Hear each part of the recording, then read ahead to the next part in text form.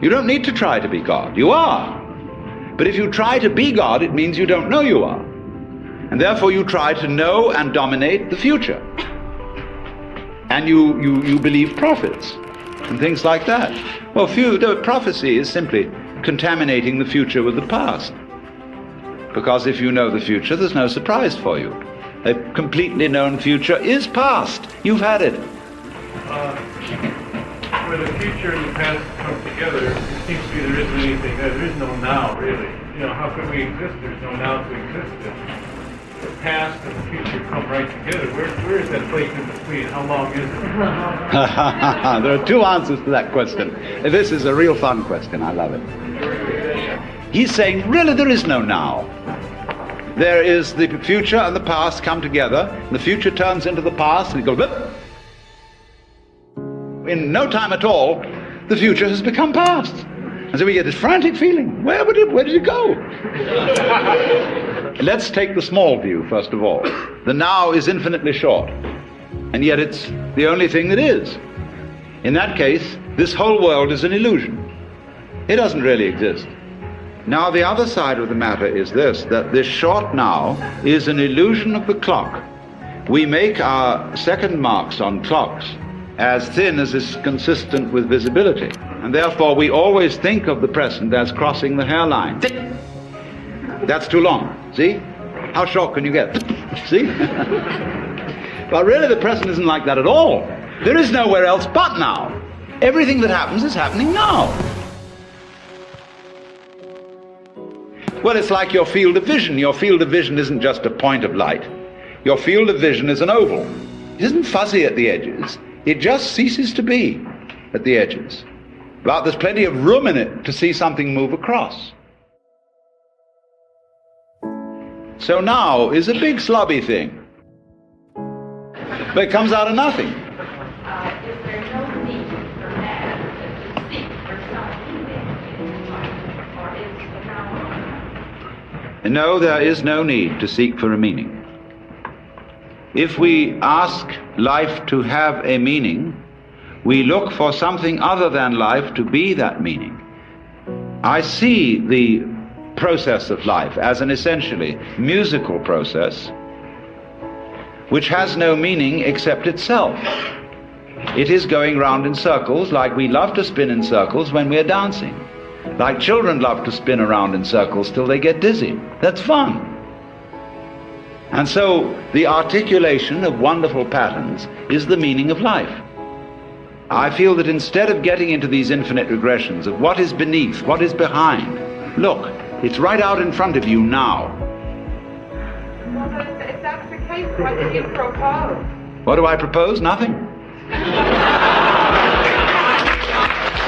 But if you really believe that, then there would be no echelon society. After all, we all are, either whether it's doing something or thinking something, we definitely are not just feeling that we're going to sit and let everything happen to us. Why did I come here? Or why did anyone come here today? Yeah, but I mean, look here. When you ask always, why did you come? I repeat, that is a barren question. Why did you do it? Why did this happen? A question that peters out. So this is not important. What is important, surely, is this immediate now. Not why are we here, but what are we here?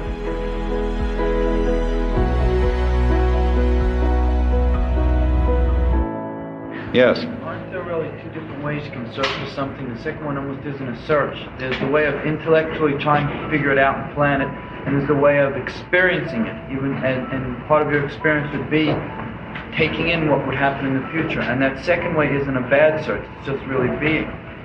Yeah. So isn't there a type, that's the type of searching for meaning that would be okay, that would be fulfilling? Well, yes, there is the searching in a spirit that the search is more fun than the finding. When you're traveling, for example, going somewhere is the real joy of it often. And that's the fallacy of the jet plane, that it abolishes distances between places, and all places which have a distance abolished between them become the same place. So there's no point going to Tokyo if it's already Los Angeles. I mean, this is the thing.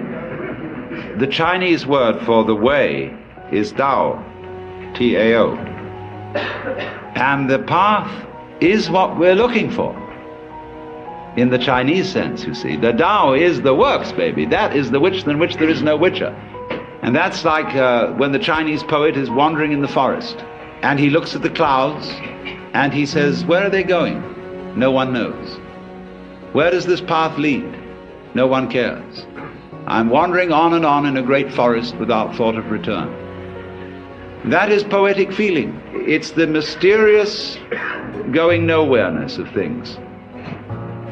The wandering spirit, seeking, is different from anxiety to get something in the future which you don't have now.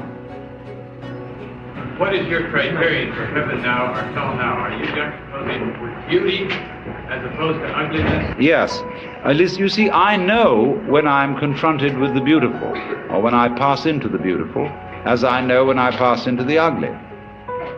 The problem is not to know what is beautiful, but to know how to put it into linear language.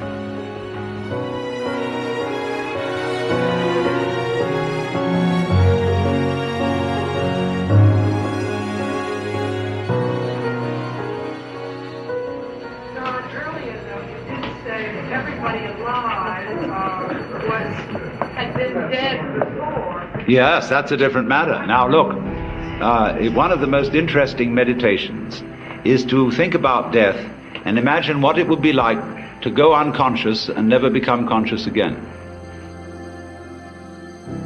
It teases you out of thought.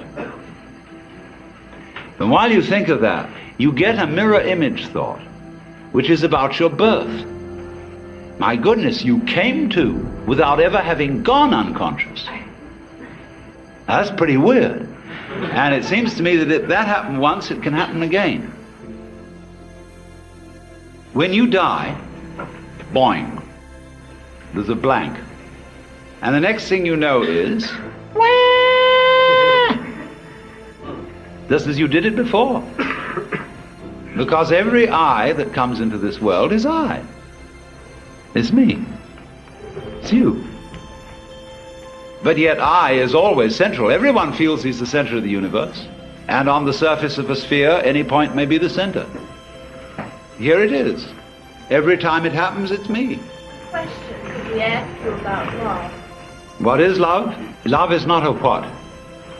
Love is the energy of the world. And nobody can say what that is. If anybody were to say what God is or what the energy of the world is, he would be talking nonsense. Now, there are times when it is important to talk nonsense, because we can discover the energy of the universe through nonsense. When you take a sound that really doesn't mean anything much, like Om, that's the energy of the universe going. Dig it. See, as you listen to sound, that's why music is a marvelous support for meditation. Just listening to that hum.